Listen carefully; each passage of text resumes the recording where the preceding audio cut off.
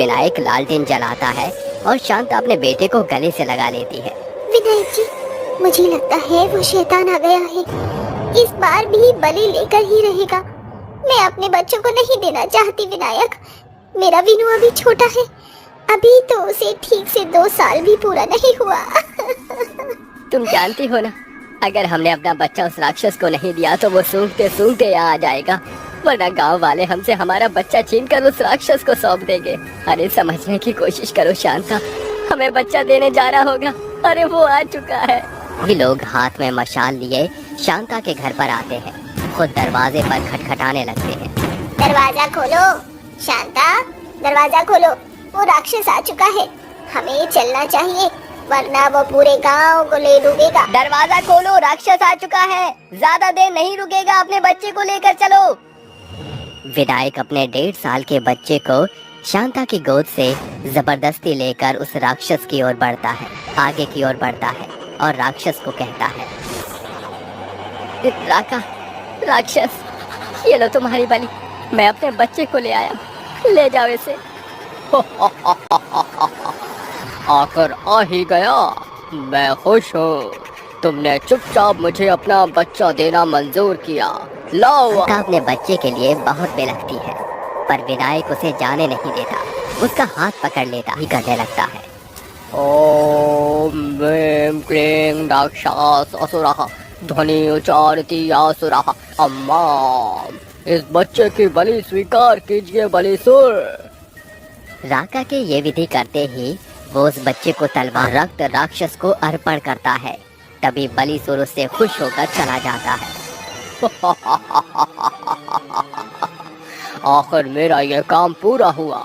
गांव वालों, अब अगले साल आऊंगा, मैं फिर से एक बच्चे की बलि चढ़ाऊंगा, तो तैयार रहना, अमावस के दिन ही आऊंगा। यहाँ एक तरफ राका खुश होकर अपने अगले साल आने के लिए गायब हो जाता है, वहीं शांता बहुत रो रही थी। विनायक और पड़ोसन उसके पास दिलासा देने आते हैं तो कहती है, दूर हो जाओ सब मुझसे, दूर हो जाओ, किसी से बात नहीं करनी मुझे। तुम सब मेरे बच्चे के कातिल हो, चले जाओ यहाँ से, वरना मैं कुछ कर बैठूंगी। और अब से आप मेरे पति नहीं हैं। अपने हाथों से अपने बच्चे को उस राक्षस को सौंप दिया। विनायक भी टूट जाता है कि रात को आता है और इतने ही छोटे बच्चे को उसकी माँ बाप उससे राक्षस को सौंप देते हैं। आखिर गांव पर ऐसी क्या विपदा आई थी जो माँ बाप को मजबूर होकर अपने बच्चे को खुद उस राक्षस को सौंपना पड़ता था। जानने के लिए फिर सुनैना और मोहित शहर से इस गांव में अचानक से रुकने के लिए आ गए थे। रास्ते में उनकी खराब कार हो जाती है कि 1 साल का बच्चा वो हाथ में लिए कहती है, सुनिए, हमारी गाड़ी खराब हो गई है। जब तक वो ठीक नहीं हो जाती तब तक क्या हम यहाँ रुक सकते हैं? जी वो, अब पर आपको यहाँ नहीं आना चाहिए था। क्या मतलब आपका? हाँ जी, कुछ नहीं, मैं आपको रहने का कमरा दिखाता हूँ, आप यहाँ आ जाइए। सुने ना, लाओ बच्चे को मुझे दे दो। नहीं मोहित, मैं संभाल लूंगी। आप बैग्स का ध्यान रखिए और इसकी दूध की बोतल दे दीजिए।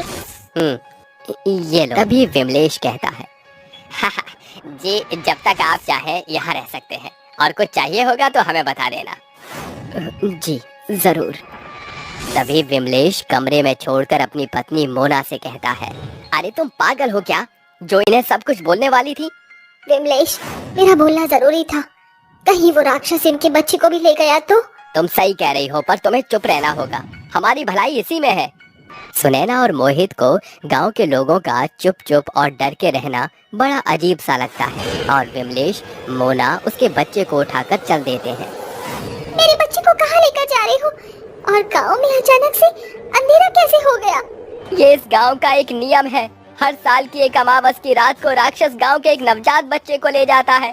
तुम्हें इस गांव में आना नहीं चाहिए था, यहाँ नवजात बच्चा सिर्फ तुम्हारा है। ये क्या बकवास है, छोड़ो हमारे बच्चे को। पर क्यों?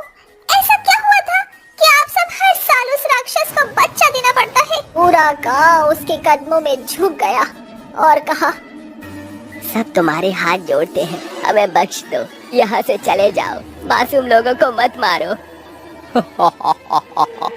ऐसे कैसे चला जाऊंगा, या तो तुम सबका खून पी लूंगा या तुम मुझे बच्चा दोगे। गांव वाले राक्षस की बात से हाहाकार करते हैं, पर अंत में उसकी बात मानकर उसे बच्चा दे दिया करते थे। तब से हम हर साल उस राक्षस को अपना एक बच्चा दे देते हैं। आपने उस राक्षस की बात मान ली, लेकिन उस राक्षस को खत्म करना नहीं चाहा। पर मैं उस राक्षस को खत्म करके ही रहूंगी और अपना बच्चा हरगिज नहीं दूंगी। मैं तुम्हारे साथ हूँ सुनैना, क्या आप सब हमारे साथ हैं? जितना जल्दी हो सके उस भूत को मारने की तरकीब सोचिए। गांव वाले उनकी हाँ में हाँ मिलाते हैं।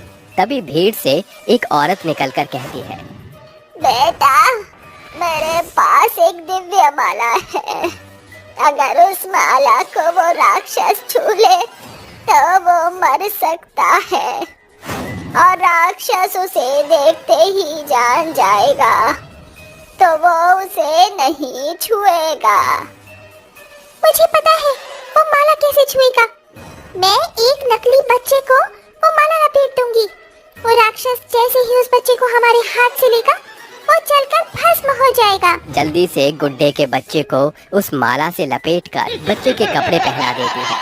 तब गाँव वालों, मैं आ गया हूँ, जल्दी से मुझे वो बच्चा दो, मैं उसकी बलि चढ़ाऊंगा।